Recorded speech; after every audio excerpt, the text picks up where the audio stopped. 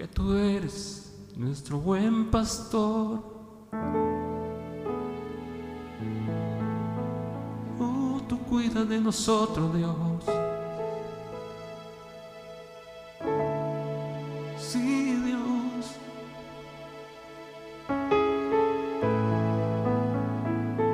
Tú cuidas de nosotros. Oh.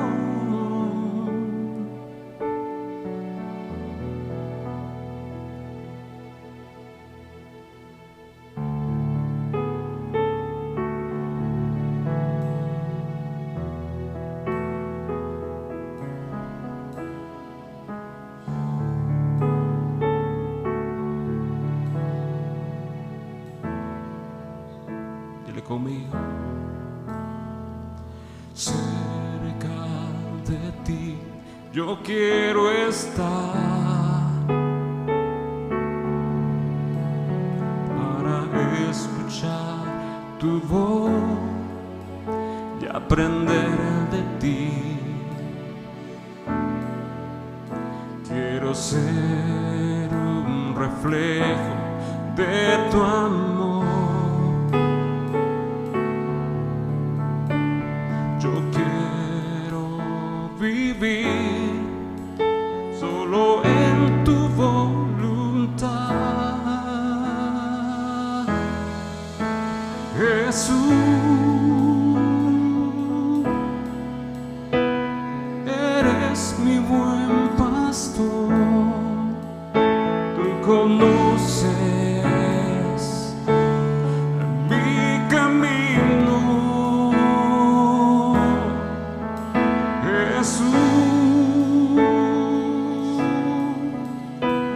Puedo confiar en ti,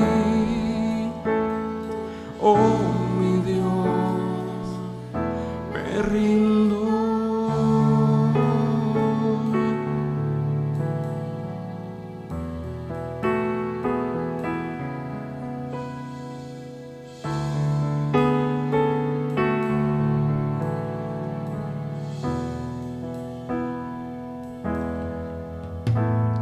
Cerca de ti yo quiero estar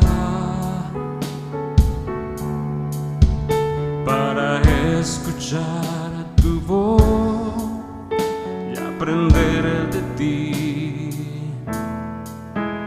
Quiero ser un reflejo de tu amor.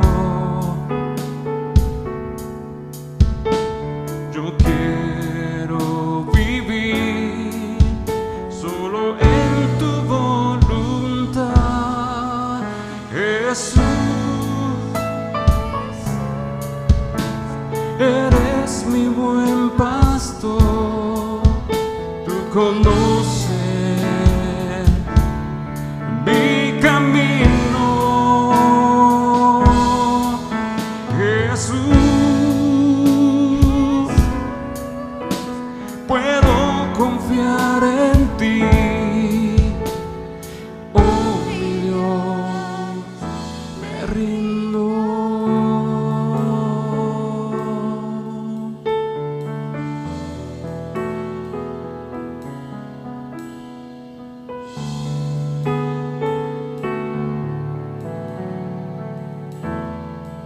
Levanta tus manos, dile al Señor: Jesús,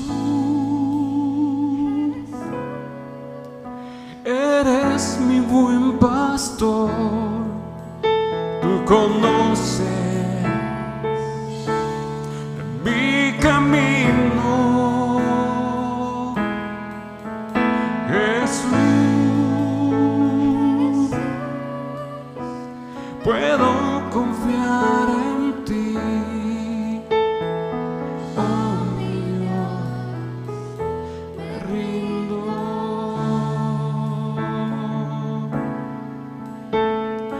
Oh mi Dios, me rindo.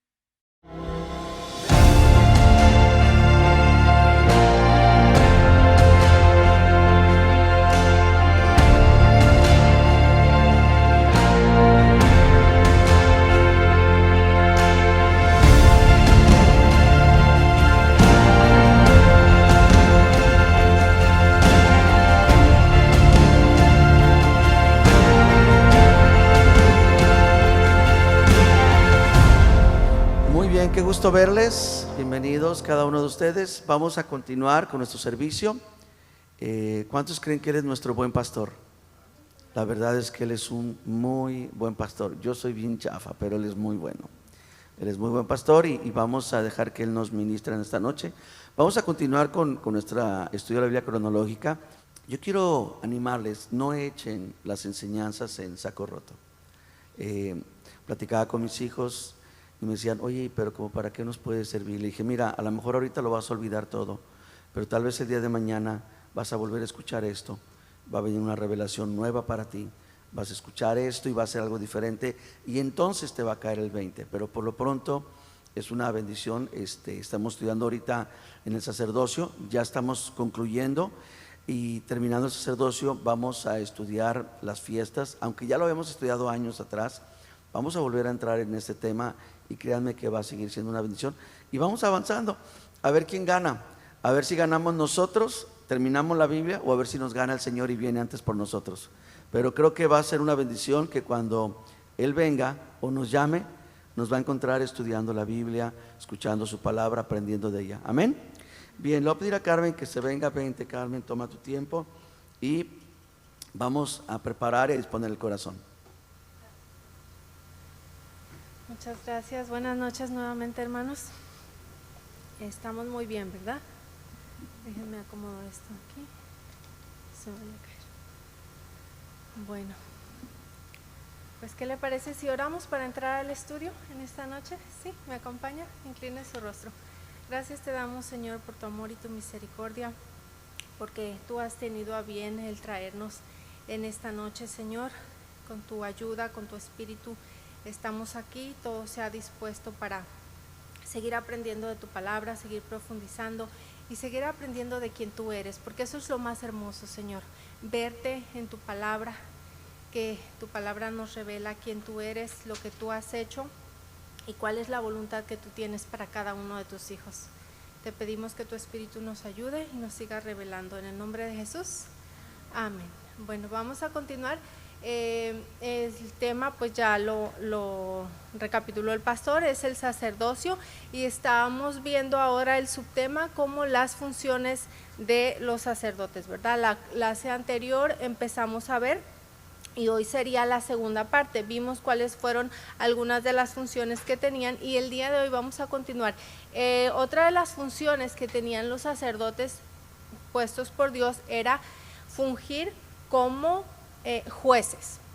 Entonces, cuando recordemos que en Éxodo 18, Jetro, el suegro de Moisés, le aconseja, viendo a Moisés muy cargado porque todo el pueblo venía con él y le traía todos los problemas, todas las cargas, todo lo que el pueblo tenía, pues acordémonos que era una gran multitud y pues suelen suceder inconvenientes entre la sociedad, entre los hermanos. Entonces ellos venían con Moisés, pero entonces Jetro le aconseja que ponga hombres de buen entendimiento para que le puedan ayudar a sobrellevar las cargas, para que toda la tarea no fuera solamente para él.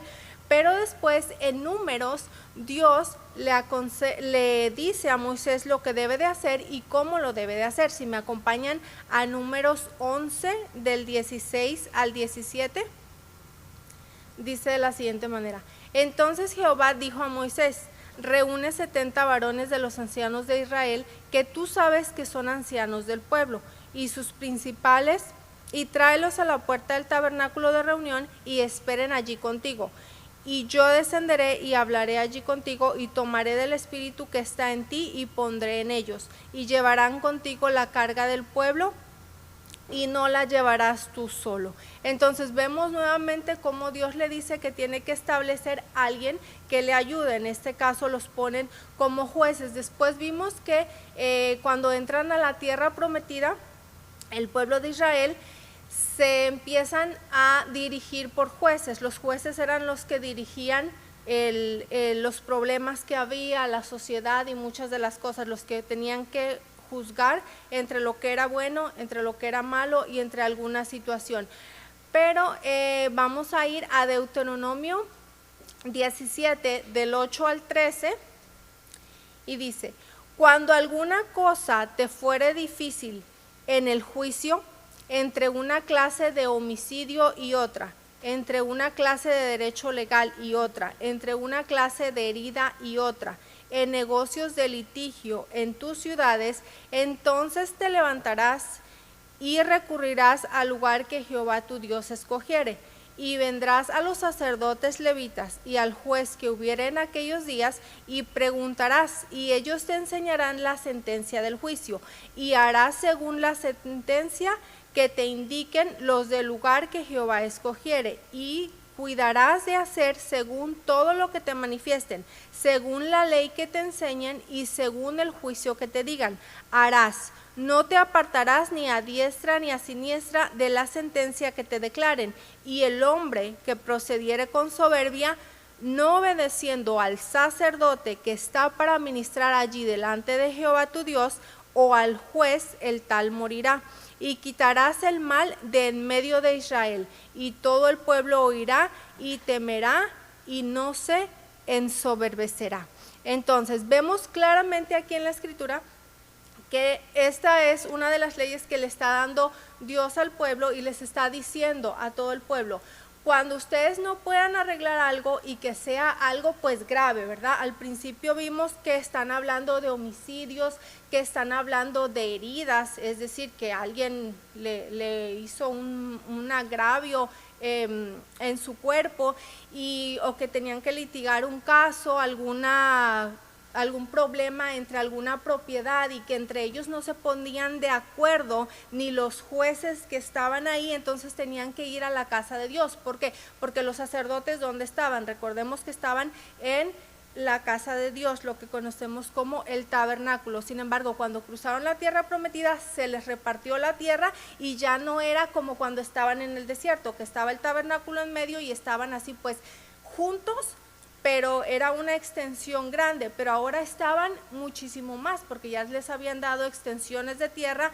pero entonces había un lugar donde estaba el tabernáculo, y ellos tenían que venir ahí a los sacerdotes para hacer eso. Entonces estamos hablando pues de casos sumamente graves. Entonces la función de los sacerdotes, si los jueces no la podían solucionar entre ellos en santa paz, como quien dice, tenían que venir a pedir una otra opinión. ¿Y por qué? ¿Por qué con los sacerdotes? Porque recordemos que los sacerdotes eran los que tenían la ley, y que ahorita el pueblo se está estableciendo, y que ahorita el pueblo está aprendiendo la ley y se les está enseñando. En la clase anterior vimos que ellos eran los encargados de darles las leyes, y como vimos también que no solamente fueron los 10 mandamientos, sino que había muchas normas, muchas tareas, muchas cosas que ellos necesitaban aprender, y los primeros que la recibieron pues fueron los sacerdotes, los que deberían de saberla exactamente. Entonces los sacerdotes se tenían pues obviamente como de respeto, y se suponía que ellos deberían de poder solucionar un caso de esa magnitud, ¿verdad? Entonces esa era una de las razones, bueno, la razón principal por la que acudían a los jueces en caso de los problemas que no podían solucionar. Otro de las funciones que tenían los sacerdotes también era servir como escribas. Entonces, ¿qué es un escriba? Los escribas se les conoce también como secretarios, se les conoce también como los que hacen en la antigüedad, eran personas muy estudiadas. Recordemos que no todos tenían acceso a la educación, y eran personas que eran muy dotadas en el estudio, en los lenguajes, conocían muchos lenguajes, podían hacer traducciones. Por ejemplo, en Egipto tenían las traducciones de los símbolos. También ellos, los escribas, eran personas que conocían matemáticas, que podían hacer los impuestos. Eran personas definitivamente con un nivel intelectual muy amplio, muy grande. Y entre tantas de las cosas que funcionaban, un escriba también hacían notarios públicos, hacían muchas cosas. Sin embargo, en el pueblo de Dios, recordemos que están ahorita cimentándose, y también encontramos escribas, y también encontramos gente que desempeñaba esas funciones de notario, como por ejemplo en compraventa, tenían que hacer documentos, todas esas cosas eran encargadas también para el pueblo de Israel. También vemos que en la tribu de Zabulón, la referencia, no la vamos a leer, pero por si la quieren anotar, la referencia es Segunda de Reyes 25 al 19 y Segunda de Crónicas 26, 11, nos dice que tenían un equipo en la tribu de Zabulón que registraba las tropas de Israel, es decir, contaban todos los hombres que podían ir a la guerra. Recordemos que en las clases anteriores se nos ha dicho de qué edad los hombres podían ya participar en el ejército y estar listos por si alguna guerra venía. Ellos tenían, entonces tenían que llevar todo un registro de todas esas personas. También cuando hacían los censos, recordemos que Dios también mandó a hacer censos y posteriormente los reyes también mandaron a hacer en algunas ocasiones los censos. Entonces todas esas funciones de escribas la hacían los de la tribu de Leví junto con los sacerdotes. Y tenemos que en el palacio del rey, el rey también tenía su escriba, el que tenía que escribir, llevarle todas sus cosas como su secretario, como el que estaba ahí, ¿verdad? También para el servicio del templo tenían. También los profetas, por ejemplo, en el caso del profeta Jeremías, él tenía otra persona, y varios de los profetas y de los que escribieron la Biblia tenían personas que les dictaban y les hacían, ellos decían y ellos escribían, entonces dictaban. Pero todas estas funciones eran esenciales. Sin embargo, en los días del sacerdote Esdras se empezó a reconocer a los escribas como un grupo de diferencia entre los que solamente llevaban un trabajo de secretariado, por así decirlo, a los que les conocemos como copistas, no coperos, ¿verdad? El copero era el que le servía el vino al rey, pero copistas quiere decir que copiaban los manuscritos de las escrituras. Y eran hombres que tenían que ser muy sabios, que tenían que conocer la ley perfectamente, la tenían que transcribir sin ningún error y también tenían que hacer comentarios de la misma. Acompáñenme a Esdras 7:6. En los primeros cinco versículos de Esdras 7:6 se nos da la genealogía de Esdras para venir a terminar diciendo que Esdras era un sacerdote. Dice: pasadas estas cosas en el reinado de Artajerjes, rey de Persia, Esdras, hijo de Seraías, hijo de Azarías, hijo de Hilquías, hijo de Zulum, hijo de Sacod, hijo de Ahitob, hijo de Amarías, hijo de Arsasías, hijo de Merariot, hijo de Ceresías, hijo de Uzi, hijo de Buki, hijo de Abisúa, hijo de Finés, hijo de Eleazar, hijo de Aarón, primer sacerdote. Esdras viene de la línea directa del primer sacerdote que fue Aarón. Recordemos que pues era hereditaria la postura de sacerdote. Dice: este Esdras subió de Babilonia. En el capítulo 1 y 2 de Esdras hubo el regreso del pueblo de la cautividad, pero Esdras dice que subió más adelante y dice que era un escriba diligente en la ley de Moisés que Dios, rey de Israel, había dado, y le concedió el rey todo lo que pidió, porque la mano de Jehová, su Dios, estaba con Esdras.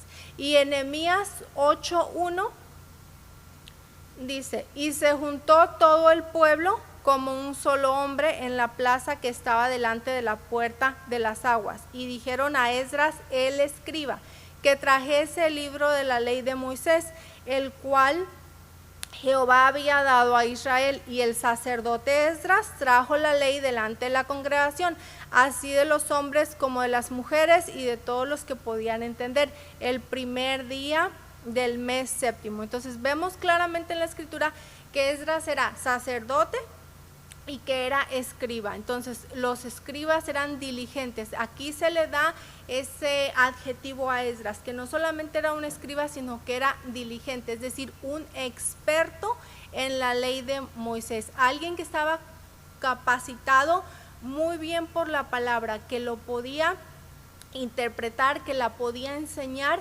en todo la extensión de la palabra, que se conocía ahora sí, por así decirlo, de la A a la Z en la palabra de Dios. Y eso fue algo que se les delegó a los sacerdotes, porque recordemos el servicio y la función que tienen los sacerdotes.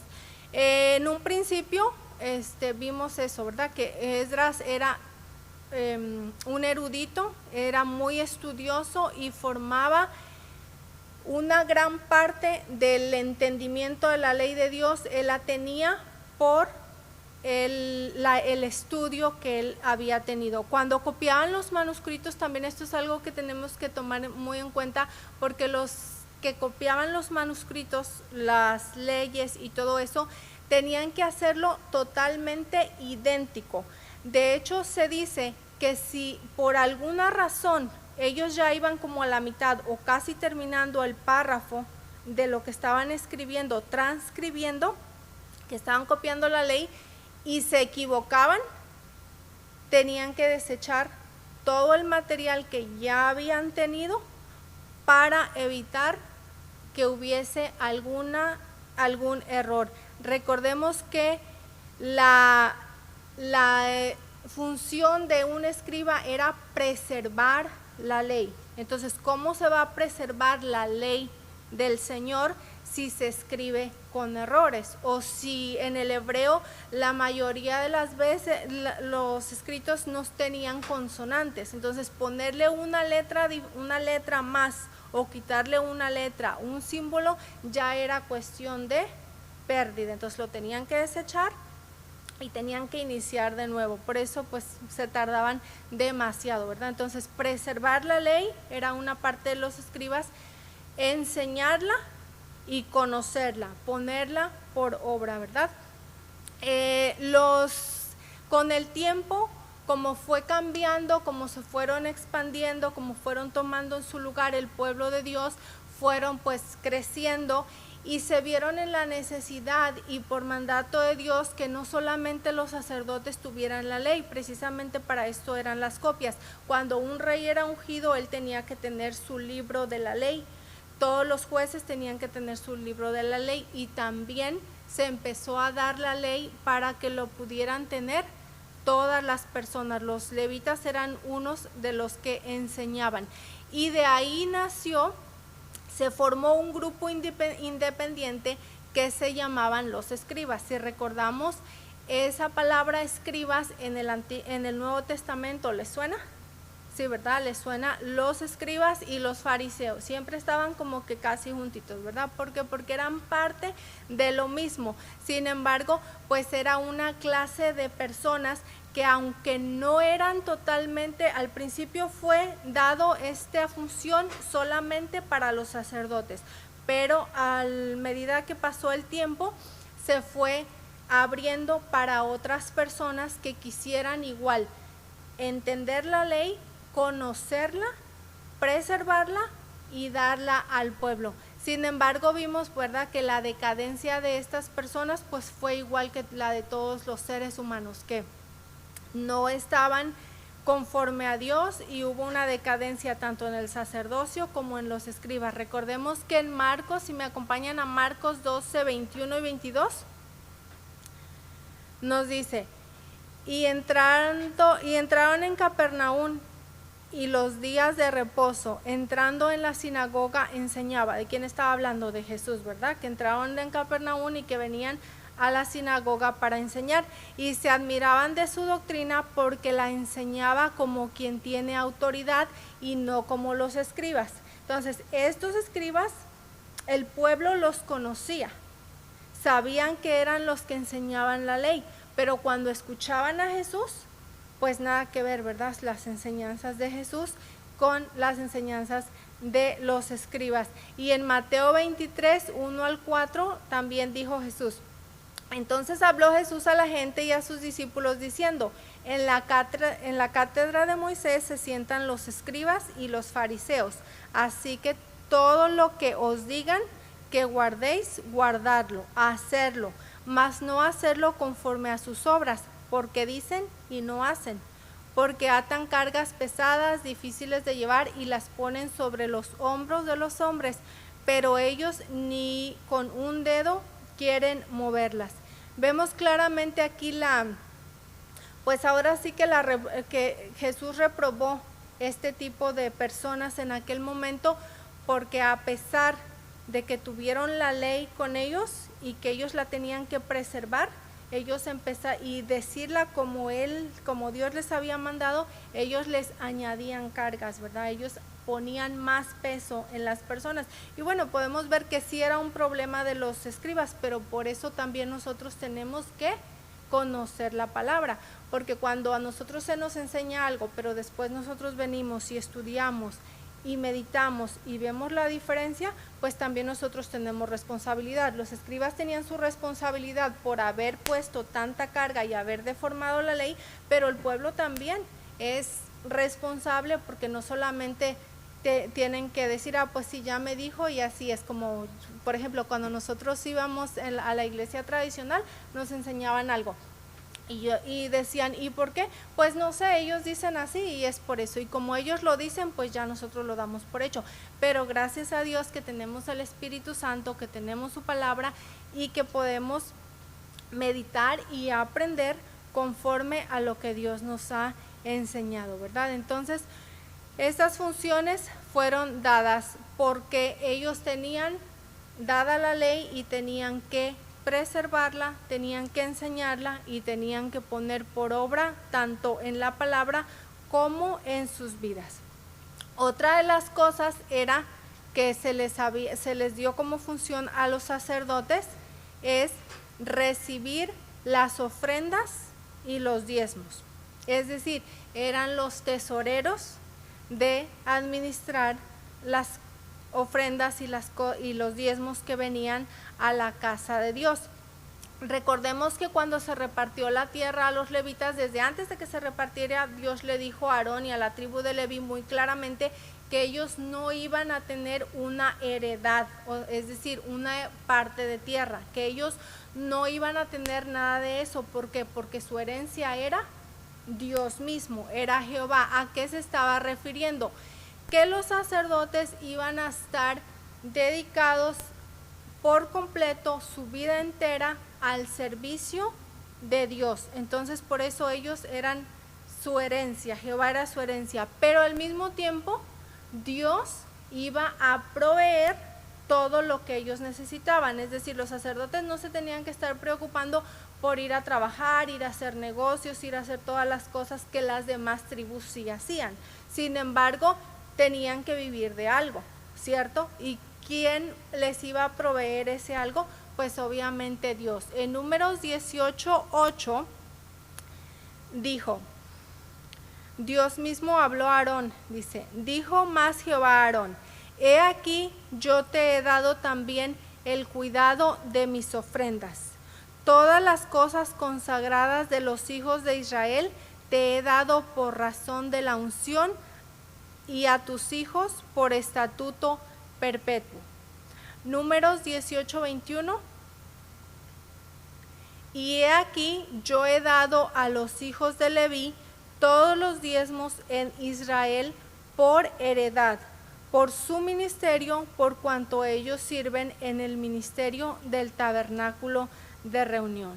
Entonces, vemos claramente que ellos iban a sostenerse, ellos iban a ser capaces de vivir con lo que Dios les había dado. Todos los diezmos y todas las ofrendas eran para los sacerdotes, pero no solamente era para que vivieran, sino que era también para el servicio de la casa de Dios. Acompáñenme a Deuteronomio 26, del 1 al 4.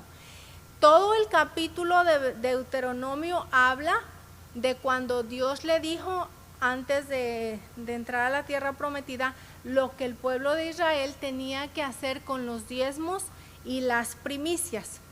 Vamos a leer primero el 26 del 1 al 4. Dice, cuando hayas entrado en la tierra que Jehová tu Dios te dé por herencia y tomes posesión de ella y la habites, entonces tomarás de las primicias de todos tus frutos que sacares de la tierra que Jehová tu Dios te da, y las pondrás en una canasta e irás al lugar que Jehová tu Dios escogiere para hacer habitar allí su nombre, y te presentarás al sacerdote que hubiere en aquellos días, y le dirás: declaro hoy a Jehová tu Dios que he entrado en la tierra que juró Jehová a vuestros padres que nos daría. Y el sacerdote tomará la canasta de tu mano y la pondrá delante del altar de Jehová tu Dios. Entonces, vemos claramente que donde Dios les hubiera dicho que pusieran el tabernáculo, vivieran en donde vivieran, en toda la extensión de la parte que les dio de la tierra, cada año ellos tenían que venir a la casa de Dios para entregar las primicias y para traer los diezmos a la casa de Dios. Y algo que no es en sí el tema, acabamos de tener una serie de Mi Dios y mis finanzas, y no voy a hablar ahorita del diezmo en lo que compete a nosotros, porque pues ya lo estudiamos, pero sí me pareció pues muy interesante, y espero que puedan ustedes también, que Dios nos dé luz, como pues me la dio a mí al estar estudiando esto, que Dios le dice al pueblo antes de entrar lo que tenían que hacer en todo este capítulo. Tenían que venir a traer sus cosas. Si usted lee todo el capítulo siguiente, dice que cuando ellos traían su canasta delante de Dios, tenían que hacer más o menos una oración. Y esta oración era un recordatorio desde cuando Dios habló a Jacob y le cambió el nombre a Israel.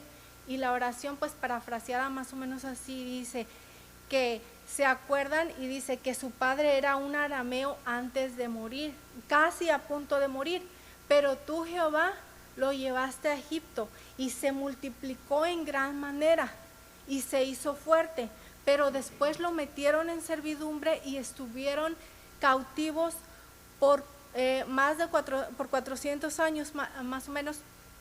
Y después tú, Jehová, los sacaste con mano fuerte y con señales y prodigios, y los introdujiste a una tierra y les diste tu ley.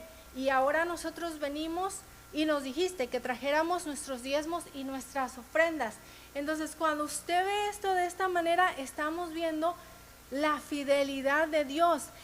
Dios quería que estas personas, que este pueblo entendiera la fidelidad de Dios, que recordaran desde que Jacob era solo Jacob, que lo había escogido, que lo había hecho una gran nación, que le había dado una palabra de prosperidad, que le había dado una palabra de abundancia, de bendición, pero que estuvieron cautivos y que Dios los sacó y que Dios les había prometido una tierra, y que ese día ellos recordaran de dónde Dios los había sacado. Cuando trabajaban en Egipto, ¿por qué trabajaban? Un esclavo, ¿de qué tiene derecho? ¿A qué tiene derecho un esclavo?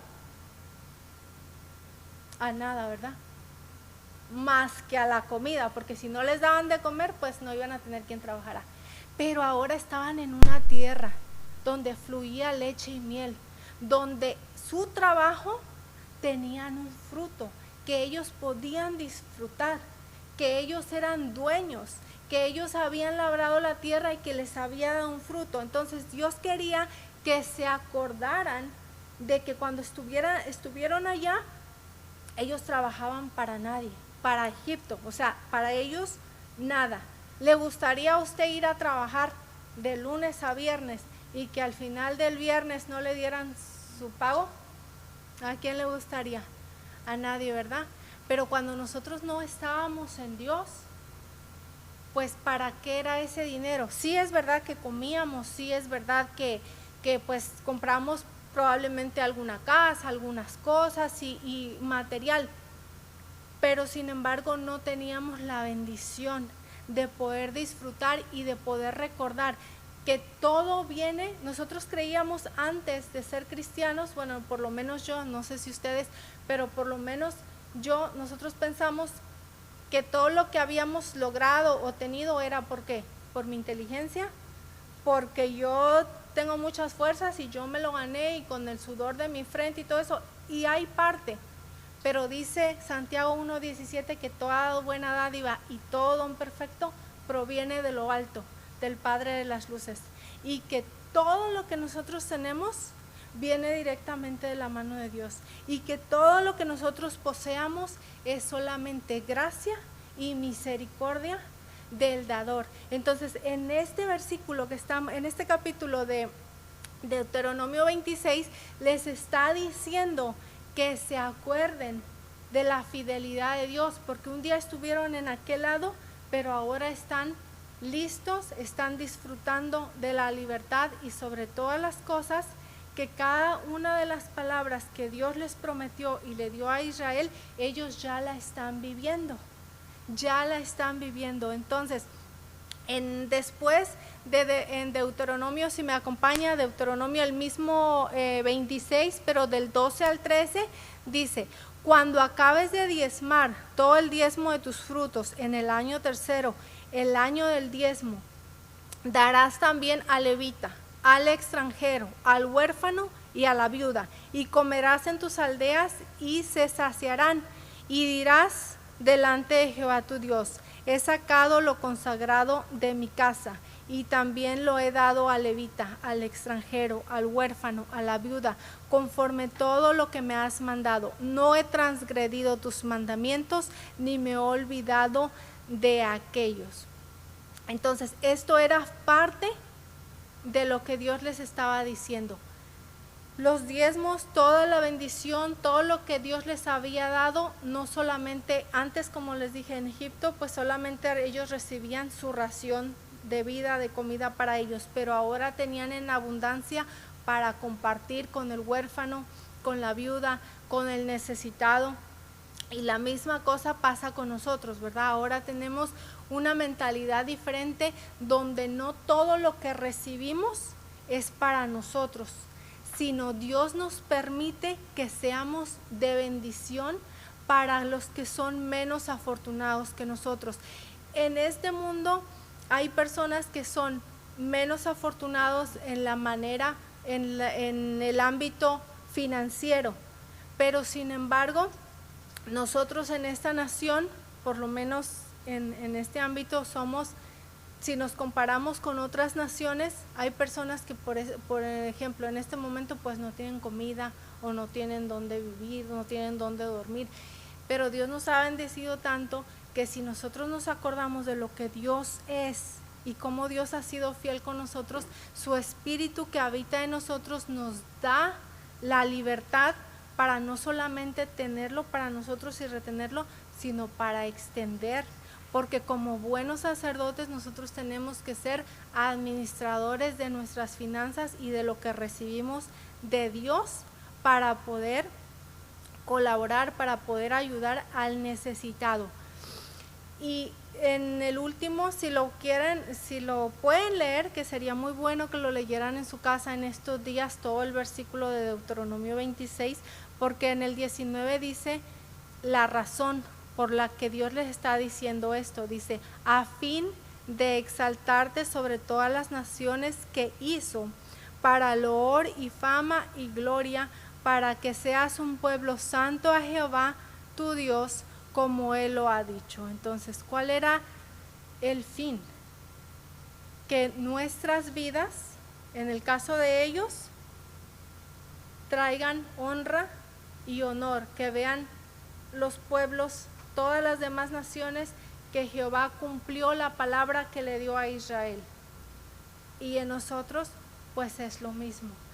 Somos ahora parte del pueblo de Dios, hemos sido injertados al olivo, y la bendición que nosotros recibimos es todo para dar gloria y honra a Dios de los cielos, que nos ha bendecido. Entonces estos sacerdotes tenían que recibir todo lo que el pueblo traía, y pues no era poquito, porque imagínense todas las 12 tribus, y todos sembraban y todos tenían ganados y todos cosechaban y todo eso. Entonces estamos hablando de buenas cantidades, que no solamente era para que vivieran ellos, sino para la casa de Dios. Recordemos que como fueron ellos avanzando, ya no solamente tenían el tabernáculo.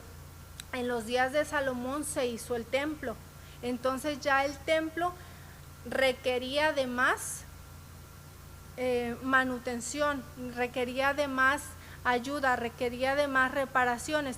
Estamos viendo, vamos a ver un ejemplo de que después de que llevaron cautivo al pueblo de Babilonia, pues destruyeron la ciudad, ¿verdad? Destruyeron Jerusalén y todo eso, la casa de Dios vinieron y la saquearon y rompieron todo lo que más pudieron y se llevaron todo lo que más pudieron. Entonces cuando regresó Esdras y Nehemías y que empiezan a hacer nuevamente la reparación del templo, en Segunda de Reyes 12 del 4 a 5 nos dice lo siguiente: y Joás dijo a los sacerdotes: todo el dinero consagrado que se suele traer a la casa de Jehová, el dinero del rescate de cada persona según está estipulado, y todo el dinero que cada uno de su propia voluntad trae a la casa de Jehová, recibidlo los sacerdotes, cada uno de mano de sus familias, y reparen los portillos del templo donde quiera que se hallen grietas.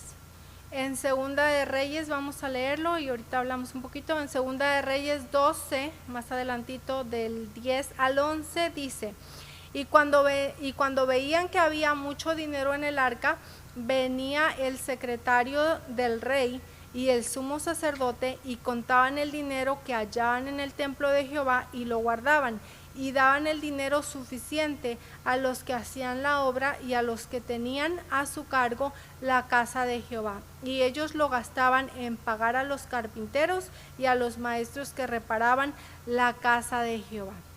Entonces vemos, aquí dice que traían dinero. ¿Y por qué dice que traían dinero? Si habíamos dicho que sembraban y que traían sus ofrendas y sus cosas.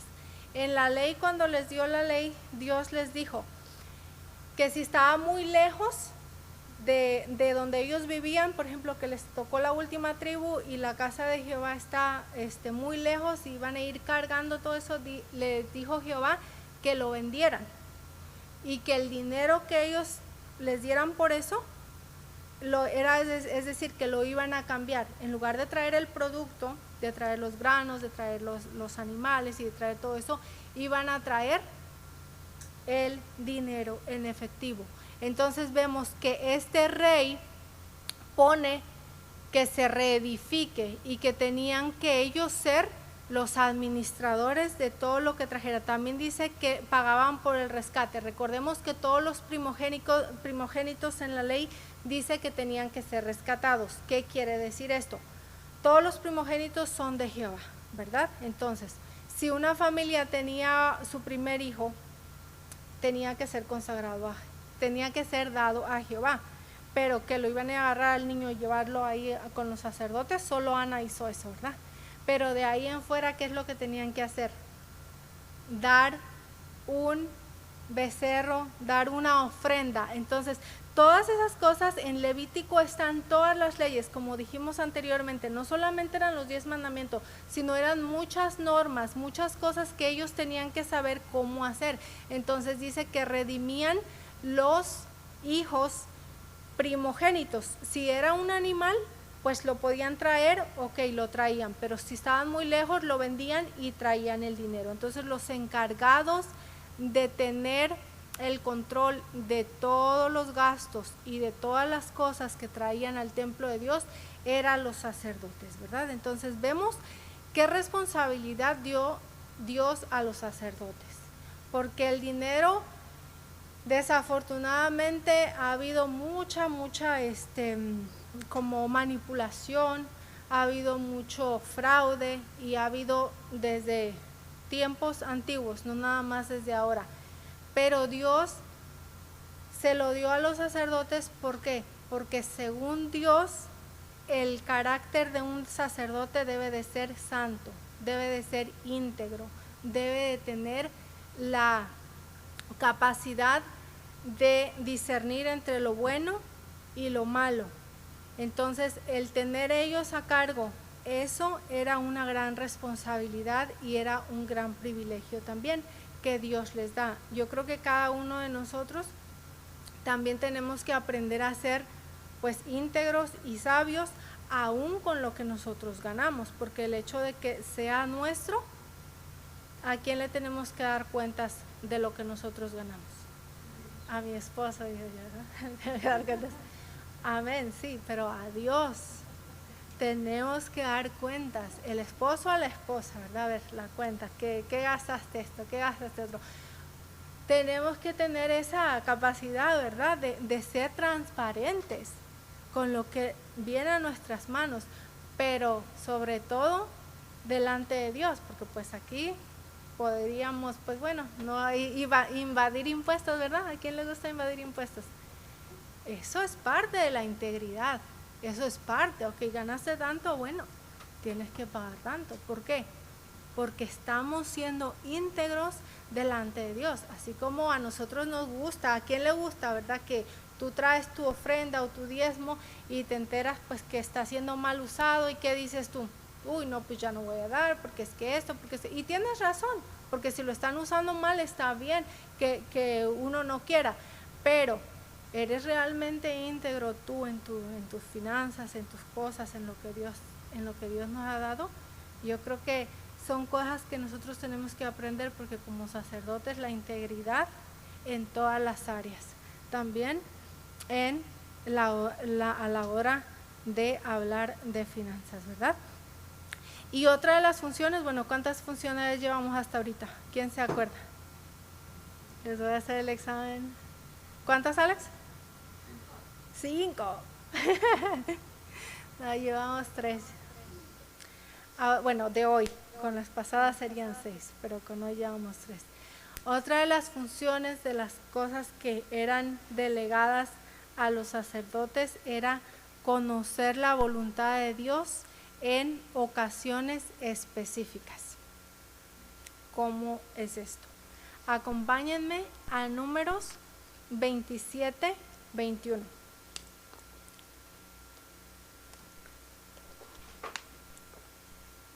Dice, Números 27, 21. Él se pondrá delante del sacerdote Eleazar y le consultará por el juicio del Urim delante de Jehová. Por el dicho de él saldrán y por el dicho de él entrarán. Él y todos los hijos de Israel con él y toda la congregación. Primero que todo, aquí en esta parte está hablando Dios, le está diciendo quién se iba a poner delante del sacerdote Eleazar. Está viniendo Josué, tenía que ponerse en frente de Eleazar. Estamos en esta parte de esta escritura, estamos ya Aarón, ya había sido sepultado, y los hijos que quedaron de Aarón, que fueron 2, Itamar y Eleazar, Eleazar fue el que tomó el sucesor de Aarón, y Josué iba a venir delante de él para consultar la voluntad de Dios. ¿Para qué? Para ver si iba a la batalla o no iba a la batalla. Iban a entrar en una parte de que tenían que ir a combatir, pero Josué y el pueblo no estaban seguros si podían ir. Recordemos que cuando Moisés envió a los espías, a los 2 espías a ver la tierra, pues 10 vinieron con malas noticias y solamente 2 vinieron con buenas noticias, Josué y Caleb. De ahí pues Moisés se enoja con ellos y les dice que por qué no creen en lo que Jehová les ha dicho. Entonces ya ellos, viendo que hicieron mal, los 10 espías dijeron, ok, vamos a ir, está bien, vamos a creer, vamos a ir y vamos a luchar contra ellos. Pero Moisés les dice, no vayan, porque Jehová no está con ustedes. Pero ellos dijeron, no, sí vamos a ir, porque él ya dijo que fuéramos primero. Entonces fueron, ¿y qué les pasó? Los borraron casi del mapa, ¿verdad? Regresaron, pero muy mal, perdieron, murieron muchos hombres y todo eso. ¿Por qué? Porque fueron sin que Dios hubiese ordenado. Sin embargo, ahora le está diciendo que Eleazar tiene que consultar con el sacerdote si puede ir a hacer en este caso específico. Y dice que es por el juicio del Urim. El juicio aquí significa, desde la palabra hebrea, que dice mishpat más o menos, y quiere decir veredicto, sea favorable o no sea favorable. Es decir, si tú vienes a preguntar, o sea, el sacerdote tenía que decirle a Josué, en este caso, sí o no. Josué tenía que venir y él iba a dar el juicio, a eso se refiere, o sea, el veredicto. Y dice Urim. El Urim eran dos objetos que se traduce como luces, y Tumim significa luces y perfecciones, Urim y Tumim. ¿Qué son estos dos objetos? ¿Cómo el sacerdote le daba el veredicto, o le daba el sí, o le daba el no a la persona que venía a consultar, en este caso a Josué? En la parte donde Dios le dice a Moisés, que haga la vestidura sacerdotal, en la parte del pectoral era más o menos como una bolsa. Vamos a traer ese estudio de las vestiduras sacerdotales. Pero dentro del efod, que era como una bolsa donde estaban las 12 piedras de Israel, había esos dos objetos. Cuando nosotros venimos a la Biblia, el 99% de los teólogos eruditos y todos los conocedores de la Biblia no han podido ver exactamente qué es lo que era realmente. La mayoría, como el 95%, se van a que era unos tipos, porque eran dos, Urim y Tumim, que eran como tipos diamantes, o era una piedra preciosa. En sí, ¿de dónde la tomó Moisés para ponerla en el efod del sacerdote? Hasta el momento, todo lo que se ha podido investigar y estudiar es uno de los grandes misterios, que no podemos decir, oh, sí, era esto, era el otro, lo agarró de aquí, lo agarró de allá. El único significado y el único término que encontramos cuando vamos al diccionario dice que es Urim, luces, y Tumim, perfecciones. También Tumim es emblema de la verdad completa. Entonces, más o menos lo que sí podemos ver es que eran dos objetos. ¿Cómo los sacerdotes podían ver si es responder al veredicto de estas? Algunos dicen que cuando el sacerdote consultaba a Dios, las piedras se iluminaban, si fuera un sí, resplandeciente. Si era un no, solo brillaban un poquito, o sea, dependía el brillo. Esa es una parte. Otra parte dice que si sacaba una, que si sacaba la otra. En sí, como les digo, en todo lo que se ha podido estudiar es parte del misterio que Dios ha traído. Lo que sí podemos ver es que este Urim y este Tumim representaba la voluntad de Dios en casos como estos, como que si Josué iba a ir a la batalla o no iba a ir a la batalla. Entonces el sacerdote consultaba a Dios y Dios le decía. En Hebreos 1:1 dice que Dios ha hablado de muchas maneras y muchas veces por medio de los profetas, y esta del Urim y del Tumim es una forma de las tantas formas en las cuales Dios nos ha hablado y les hablaba al pueblo. Vamos a ver otro ejemplo en 1 Samuel 28:6. Dice: y consultó Saúl a Jehová, pero Jehová no le respondió ni por sueños, ni por Urim, ni por profetas. Vemos que cuando el rey Saúl se alejó de Dios y Dios lo desechó, él quiso, ¿verdad? Él quiso venir y buscar, que ofreció holocausto, se adelantó a Samuel, no esperó a Samuel, y en muchas ocasiones, y vemos aquí que él consultó a Dios, pero Dios ya lo había desechado. Entonces ya no le respondió ni por Urim, ni por los profetas, ni por sueños. O sea, Dios simplemente no le contestó. Otro de los casos donde vemos que se menciona el Urim y el Tumim es en Esdras 6, 61 al 63. Dice: y de los hijos de los sacerdotes, los hijos de Abaía, hijos de Cos, los hijos de Barzillai, el cual tomó mujer de las hijas de Barzillai, Galadita, y fue nombrado por el nombre de ellos, estos buscaron su registro de genealogía, y no fue hallado, y fueron excluidos del sacerdocio. Y el gobernador les dijo que no comiesen de las cosas más santas hasta que hubiese sacerdote para consultar con Urim y Tumim. ¿Qué es lo que está pasando? Cuando regresan del exilio, recordemos que solamente los sacerdotes podían comer cosas sagradas y podían estar en la casa de Dios, pero estas personas aparentemente decían ser descendientes de los sacerdotes directos, o sea que ellos decían que ellos tenían el derecho de participar del sacerdocio y de hacer todas las funciones que tenían los sacerdotes y de participar de los diezmos, de las ofrendas y de todo lo que participaba un sacerdote. Sin embargo, dice que no fue hallado su nombre, o sea, no tuvieron cómo probar ellos su genealogía. Entonces, ¿qué fue lo que dijeron?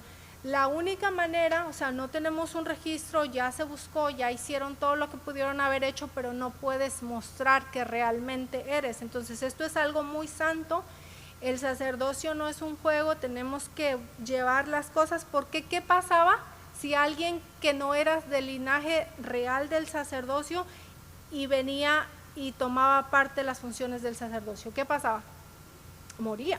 Entonces ellos eran parte de que no es de que solamente les estuvieran diciendo, oh, son egoístas, no nos quieren, no nos creen. Ellos tenían que cuidar y tenían la responsabilidad de preservar la vida de esta gente. Ellos se podían meter en un problema. Entonces dijo que hasta que haya un sacerdote para consultar con Urim y Tumim. Son casos donde ahora sí, por así decirlo, las personas en el juicio humano no pueden decidir. Entonces tiene que ser la palabra directa de Dios, y esta era una de las cosas que los sacerdotes hacían por medio de estos objetos. También en Primera de Samuel 37 al 8 tenemos otro caso similar, pero en este caso es con David. Dice: y dijo David al sacerdote Abiatar, hijo de Ahimelech: yo te ruego que me acerques el efod. Y Abiatar acercó el efod a David, y David consultó a Jehová diciendo: ¿perseguiré a estos merodeadores? ¿Los podré alcanzar? Y él les dijo: síguelos, porque ciertamente los alcanzarás, y de cierto librarás a los cautivos. Entonces vemos, ¿qué fue lo que pasó aquí? Vinieron y llevaron cautivos a la familia de David y vinieron para saquear y llevaron sus cosas. Cuando David llega y ve que el pueblo no está y que se llevaron cautivas sus mujeres, sus hijos y muchas cosas, dijo: ¿qué voy a hacer? Entonces él va con el sacerdote donde está el Urim y el Tumim y le dice, lo consulta. Entonces, ¿qué le dijo Dios? Le respondió exactamente: ve, síguelos, porque la victoria está dada. Entonces Dios está confirmando lo que David debe hacer. Entonces está claro, o sea, tenemos ya bastantes pasajes que realmente estos objetos los utilizaban para consultar en casos donde ellos pues no podían discernir realmente y tenían que tener la intervención divina. ¿Cuántos de nosotros hemos necesitado la intervención divina, verdad? Muchas veces nos encontramos así como que, ¿será que sí? ¿Será que no? ¿Qué hago? O sea, son cuestiones que realmente decimos, tiene que ser Dios mismo el que me hable, porque en mi entendimiento o yo no logro asimilar qué es lo que voy a hacer. Entonces, algo que es muy importante tomar en cuenta en cuanto a estos objetos era de que eran depositados en esa pequeña bolsa que tenía el efod a la altura del corazón, y que el sacerdote tenía que tener en su corazón la ley de Dios, y tenía que tener la luz de Dios, y que tenía que tener la perfección de la ley. Recordemos que todo lo que hemos estado hablando en el tabernáculo, en el sacerdocio, como sombra y figura de Cristo, de lo que había de venir. Para nosotros poder vivir una vida cristiana de acuerdo al corazón de Dios y de acuerdo a la voluntad de Dios, ¿cómo lo podemos hacer? Solamente lo podemos hacer a través de Jesucristo, por medio de su Espíritu Santo, al buscar la dirección de Dios. ¿Quién quiere ser guiado todo el tiempo por la voluntad de Dios? Yo creo que todo cristiano quiere ser dirigido, ¿verdad? Juan 8:12 nos dice claramente, dice: otra vez Jesús habló diciendo: yo soy la luz del mundo. El que me sigue no andará en tinieblas, sino que tendrá la luz de la vida. Juan 12:46 dice: yo soy la luz. He venido al mundo para que todo el que cree en mí no permanezca en tinieblas. Y Juan 1:9 dice: aquella luz verdadera que alumbra a todo hombre y viene a este mundo. En el mundo estaba, y el mundo por él fue hecho, pero el mundo no lo conoció. Urim, luces. Dios mismo dice que Dios es la luz. Jesús es nuestra luz. Él dice que todo el que está y permanece en Cristo tiene exactamente, no está en tinieblas, sino que tiene la luz. También dice que lámpara es a mis pies tu palabra y lumbrera a mi camino. Y también dice en Salmo 43, no lo puse, Cris, pero si lo quieren anotar, Salmo 43:3 dice: envías tú la luz y tu verdad, estas me guiarán. Juan también utilizó la palabra verbo cuando escribió en Juan 1:1: en el principio era el verbo, y el verbo era con Dios. Entonces estamos viendo el sentido de que Jesús y la palabra de Dios es la luz que nosotros necesitamos, y la luz que va a alumbrar nuestro camino, la luz que nos va a dar la dirección para que nosotros podamos entender cuál es la buena y agradable voluntad de Dios, ¿verdad? Acompáñenme a Colosenses 1:15. Dice: Él es la imagen del Dios invisible, el primogénito de toda creación, porque en Él fueron creadas todas las cosas, las que hay en los cielos y las que hay en la tierra, visibles e invisibles, sean tronos, sean dominios, sean principados, sean potestades. Todo fue creado por medio de Él y para Él. Y Él es antes de todas las cosas, y todas las cosas en Él subsisten. Y Él es la cabeza del cuerpo, que es la iglesia. Él es el principio, el primogénito de entre los muertos, para que en todo tenga la preeminencia, por cuanto agradó al Padre que en Él habitase toda plenitud, y por medio de Él reconciliar consigo todas las cosas, así las que están en la tierra como las que están en los cielos, haciendo la paz mediante la sangre de su cruz. Claramente está hablando de Jesús. Él es la imagen del Dios invisible. Él es la plenitud. La plenitud de Dios habita en la persona de Cristo. Y Cristo habita en el santuario. Y por medio de Cristo tenemos la luz y la plenitud. Podemos conocer la plenitud, podemos conocer al Dios vivo, podemos conocer al Dios verdadero. Vemos las luces y las perfecciones. Vemos el emblema completo de la verdad en Jesucristo. Jesús en Juan 14:16 nos dijo Jesús: yo soy el camino, la verdad y la vida. Nadie viene al Padre si no es por mí. También Jesús nos dijo, y conoceréis la verdad, y la verdad os hará libre. ¿Cuál verdad? Jesucristo y su palabra. ¿Tenemos Urim y tenemos Tumim? Yo creo que sí, ¿verdad? No necesitamos ya los objetos, pero tenemos la sustancia, como lo aprendimos. Tenemos a Cristo mismo habitando en nosotros, que es el emblema de la verdad completa de quién es Dios, y cuando caminamos en su luz podemos ver cuál es la voluntad de Dios.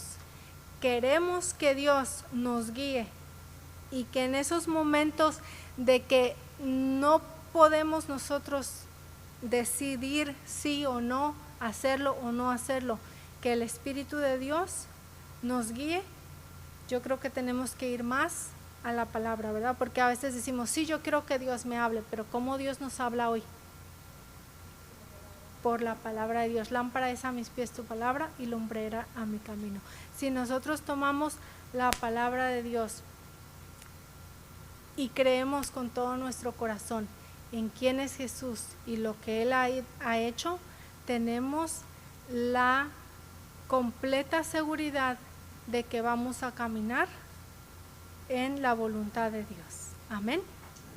Vamos a terminar con esto solamente a manera de resumen. Si se dieron cuenta de en la clase pasada hasta hoy, las funciones sacerdotales giran en torno a un gobierno teocrático, es decir, Dios directamente gobernando al pueblo de Israel por medio de sus siervos, por medio de los sacerdotes. Se les fue encomendado la función de representatividad, representando al pueblo delante de Dios. Se les fue encomendada que se encargaran de todo el santuario. Se les fue encomendado que dieran la palabra, que la enseñaran, que la preservaran, que fueran los que se hacían cargo de las ofrendas, es decir, del cuidado de la casa de Dios. Se les dio la tarea de que fueran los que guiaran y pudieran llevar al pueblo a cuál era la voluntad de Dios. Cuando el pueblo de Israel pidió un rey,